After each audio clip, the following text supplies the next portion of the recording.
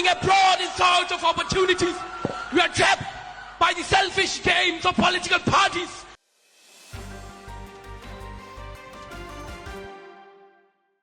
नेपाल की राजधानी काठमांडू, जहां कभी पर्यटकों की भीड़ हुआ करती थी, वहां आज धुआं उठ रहा है। संसद भवन पर हमला, प्रधानमंत्री का इस्तीफा, जेलों से सैकड़ों कैदियों का भागना और सेना की चेतावनी। आखिर ऐसा क्या हुआ कि महज एक हफ्ते में नेपाल की राजनीति उलट-पुलट हो गई? आज हम आपको टाइमलाइन के हिसाब से दिखाएंगे कैसे सोशल मीडिया बैन की एक चिंगारी पूरे नेपाल में भ्रष्टाचार विरोधी आंदोलन बन गई। नमस्कार, आप देख रहे हैं आंचलिक खबरें, मैं हूं आपके साथ रितिका शर्मा। पिछले एक हफ्ते नेपाल सरकार ने अचानक 26 सोशल मीडिया प्लेटफॉर्म बैन कर दिए। इनमें व्हाट्सएप, इंस्टाग्राम और फेसबुक जैसे बड़े नाम शामिल थे। सरकार ने कहा कि ये कंपनियां पंजीकरण नियमों का पालन नहीं कर रही हैं, लेकिन जनता ने इसे भ्रष्टाचार विरोधी आवाज को दबाने की साजिश बताया और यही चिंगारी आगे जाकर आग बन गई। सोमवार 8 सितंबर को काठमांडू की सड़कों पर हजारों छात्र और युवा उतर आए। विरोध इतना तेज हुआ कि रात तक सरकार को सोशल मीडिया बैन वापस लेना पड़ा। लेकिन यहीं से आंदोलन का रुख बदल गया। अब नाराजगी सिर्फ बैन तक सीमित नहीं रही, बल्कि भ्रष्टाचार विरोधी लहर में बदल गई। सोमवार शाम से मंगलवार सुबह तक प्रदर्शन हिंसक हो गए। काठमांडू में संसद भवन और प्रधानमंत्री कार्यालय को निशाना बनाया गया। आगजनी, तोड़फोड़ और नारेबाजी के बीच सरकार पूरी तरह बैकफुट पर नजर आई। इन प्रदर्शनों में अब तक कम से कम 22 लोगों की मौत हो चुकी है। हालात इतने बिगड़े कि मंगलवार को प्रधानमंत्री केपी शर्मा ओली ने इस्तीफा दे दिया। ये नेपाल की राजनीति में एक बड़ा मोड़ था।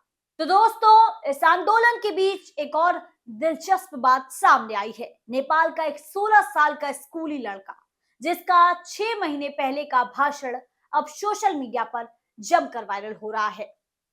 उसे अपने स्कूल फंक्शन में हिटलर के अंदाज में अग्रेसिव स्पीच देते हुए आप देख सकते हैं।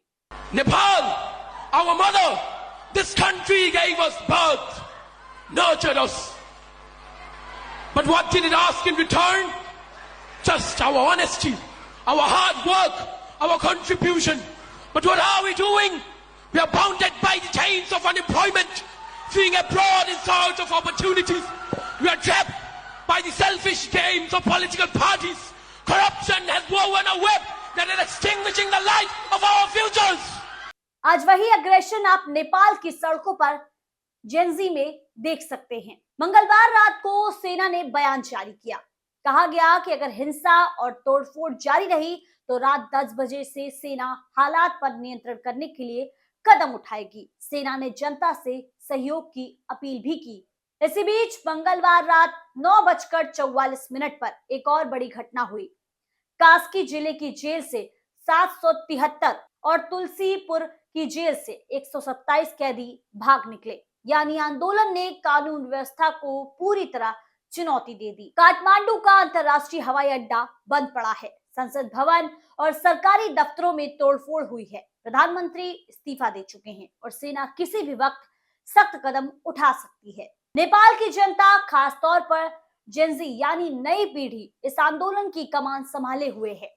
सिस्टम को उनका मैसेज साफ है, भ्रष्टाचार नहीं सहेंगे। नेपाल आज एक ऐतिहासिक मोड़ पर खड़ा है। या तो ये आंदोलन देश में पारदर्शिता और नई राजनीति की नींव रखेगा, या फिर हिंसा और अराजकता नेपाल को और गहरे संकट में ढकेल देगी। आपके हिसाब से नेपाल की जनता को इस आंदोलन से क्या मिलेगा, बदलाव या अराजकता? हमें कमेंट सेक्शन में जरूर बताइए। फिलहाल इस खबर में इतना ही। बाकी देश और दुनिया की तमाम खबरों के लिए देखते रहें आंचलिक खबरें, अपनों की खबर आप तक। नमस्कार।